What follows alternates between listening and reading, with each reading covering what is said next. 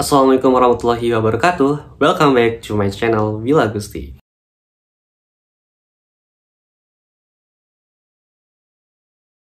Halo gengs, kembali lagi kita di pembahasan kali ini.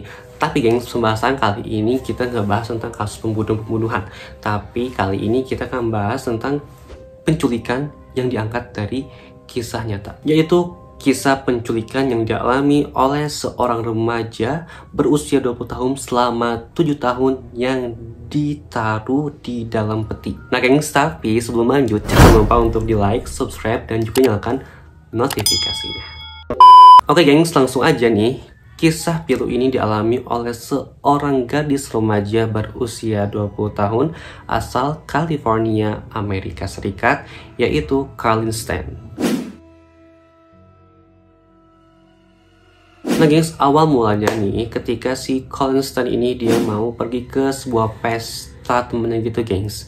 Nah awalnya itu kan dia disuruh sama bapaknya ini disuruh naik mobil kendaraan pribadinya nih, tapi dia gak mau. Terus kata bapaknya, yaudah deh gue anter lah ke tempat pestanya itu, tapi dia juga gak mau gengs.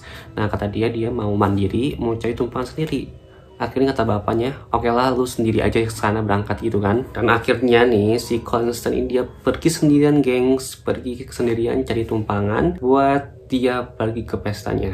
Nah di jalan itu dia cari tumpangan nggak dapet. Nah lewatlah satu mobil yang dikemudikan oleh sepasang kasih, yaitu oleh si Cameron Hooker dan juga Janice Hooker. Nah dia berhentilah tepat di depannya si Carlin Stan ini dan dia bilang, mau kemana? Gue mau ke arah sini nih, lu sama gak? Ya udah sama, bareng, kita bareng aja. Akhirnya naiklah si Carlin Stan ke mobil itu. Tapi pas di dalam mobil itu dia nggak mikir dia mau diculik atau dia mau dia apa-apain. Dia nggak mikir apa-apa karena memang kayak biasa aja, nggak ada tanda-tanda dua orang ini jahat gengs. Nah tapinya bukan dibawa ke tempat tujuan, si Carlin Stan ini dia malah kayak malah dibawa kayak sebuah tempat tengah-tengah hutan atau apa gitulah. Dan dibilangnya itu karena hari udah malam, akhirnya disuruh ikut sama mereka dulu tuh, disuruh ikut nginep dulu lah sebentar katanya. Pas si Carlin Stan keluar dari mobilnya, langsung dari belakang gebluk dipukul lah si Carlin Stan ini sama si Cameron Hooker dan pingsan. Lalu ketika dia pingsan, kepalanya itu gengs dimasukin ke sebuah box gitu, dikotakin kayak peti gitu tapi buat kepala doang, dikunci juga, terus tangannya juga diborgol, dimasukinlah ke dalam mobil. Nah dari situlah dia baru sadar kalau dia itu lagi diculik. Nah kejadian ini itu terjadi pada tanggal 19 Mei tahun 1977 dan dibawalah si Carlin Stan ini ke rumahnya si Cameron Hooker. Nah di rumah itu memang jauh banget gengs, kayak rumah dia sendiri terus kanan kiri itu kayak hutan, kayak perkebunan gitu, bener-bener jauh dari peradaban, jauh dari pusat perkotaan. Dan si Carlin Stan juga dia nggak tahu nih gue di mana, karena pas dia dibawa dalam mobil itu kan kepala dia ditutupin pakai kotak gitu kan, jadi dia mana tahu, dia mana ngeh gitu dia dibawa kemana. Nah pas sampai di rumahnya, akhirnya ditaruh lah si Carlin Stan ini di kayak ruang bawah tanah gitu kan. Nah dimasukin lah dia ke dalam peti. Nah dia itu cuman boleh keluar dari dalam peti itu kalau dia tuh mau pup atau dia mau kencing. Jadi selama 24 jam ini dia berada di dalam peti itu gengs, bayangin, nggak bisa gerak apa-apa.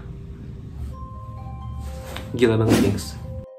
Nah kebesokannya kan gengs, kebesokannya itu ceritanya si Cameron Hooker itu kayak mau kerja atau cari uang apalah gitu, nggak ngerti ya. Dia pergilah, terus dia ninggalin lah si istrinya ini nih, si Janice sama si yang tadi diculik itu, si Carlin Stan.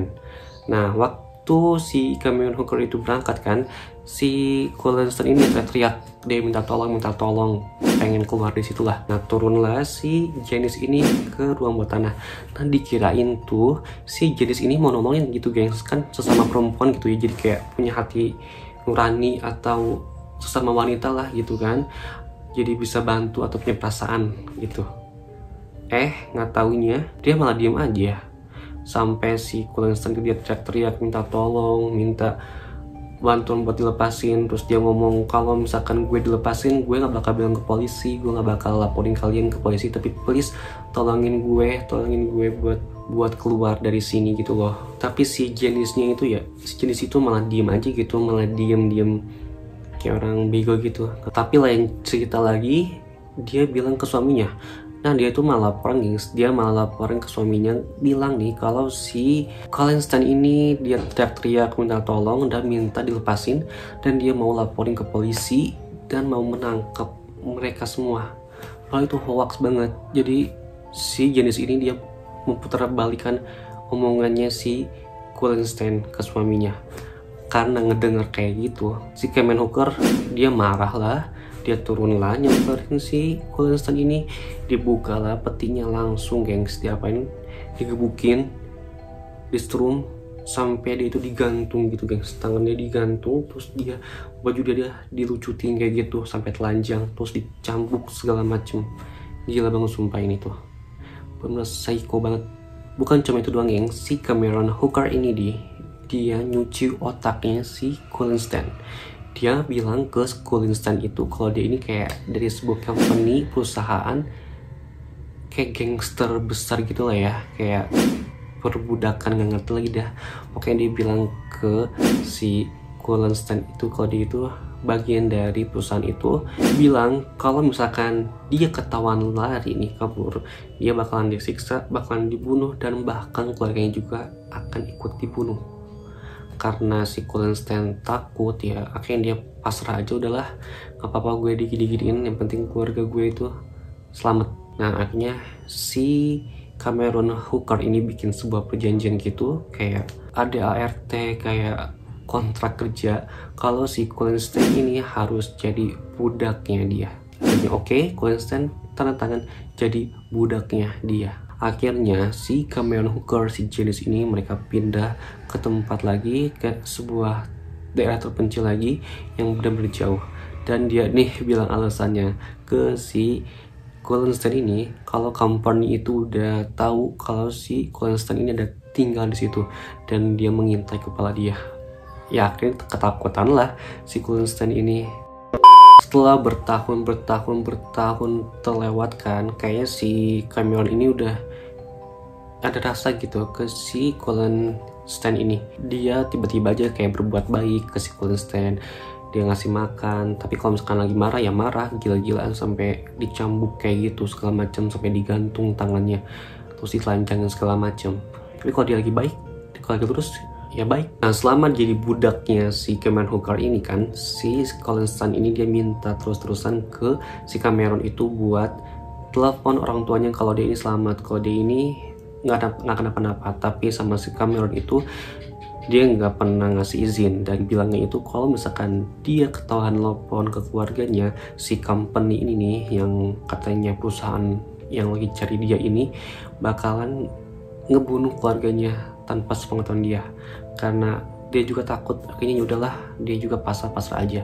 Tapi ada suatu hari itu si Cameron Stan ini dia malah nyuruh ngasih kesempatan ke si Colin Stan ini buat ngedatangin ke rumahnya, tapi dengan syarat dia nggak boleh bilang segala macam. Dan akhirnya dia dianterin lah sama si Cameron Hooker ini ke rumahnya si Colin Stan. Jadi emang di sisi lain dia ada baiknya, di sisi lain juga memang ada psikopatnya. Nah ketika sampai di rumahnya kan, ya dia itu kayak bahagia banget lah kan, udah bertahun-tahun gak ketemu sama keluarganya, tiba-tiba datang si Colin Stan ke keluarganya, berbahagia banget keluarganya ini. Tapi dia itu ngakunya nih, si Cameron Hooker ngaku ke keluarganya kalau mereka ini mau menikah dan kayak mengikuti sebuah sekte gitu, dan mereka hidupnya bahagia. Nah memang sih si keluarga ini kayak ngerasa janggal gini, kayak kok aneh. Tapinya si Colin Stan ini meyakini ke keluarganya bahwa hidup dia itu bahagia dan gak ada apa-apa. Jadi ya keluarganya percaya aja. Tapi gak lama gengs, dia itu ke rumahnya itu gak sampai nginep atau sampai seharian, cuma beberapa jam doang. Akhirnya pulang lagi ke rumahnya si Cameron Hooker.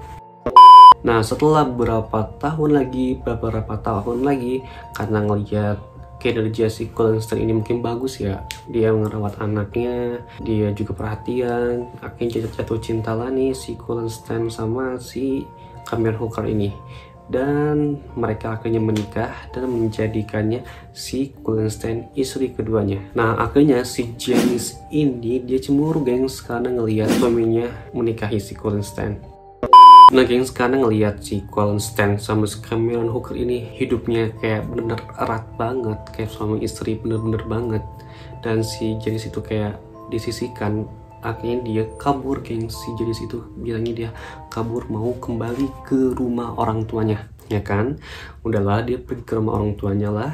Nah dan ketika si Colonstein ini di rumah itu sendirian, nggak ada siapa-siapa, dan si Cameron Hooker ini lagi kerja, datanglah geng si Janice ini datang lagi ke rumahnya si Cameron Hooker ini untuk bertemu si Colonstein. Dan nggak disangka-sangka si Janice ini jujur ke si Colonstein bahwa company yang dia sebut-sebut dalam kontrak atau apalah itu adalah hoax belaka, pembohongan belaka, dan nggak ada apa-apa, dan dia hanya dimanfaatkan untuk menjadi budak seksnya dan juga tempat melampiaskan amarahnya. Dan disitu kaget lagi si Colonstein sampai dia nggak bisa berbuat apa-apa. Dan dia juga bilang kalau ternyata si Janice ini dulunya juga sama kayak dia. Dia juga dulu diculik sama si Cameron Hooker, akhirnya diperbudak dan dijadikan istri sama si Cameron Hooker ini. Menurut gila banget gak sih?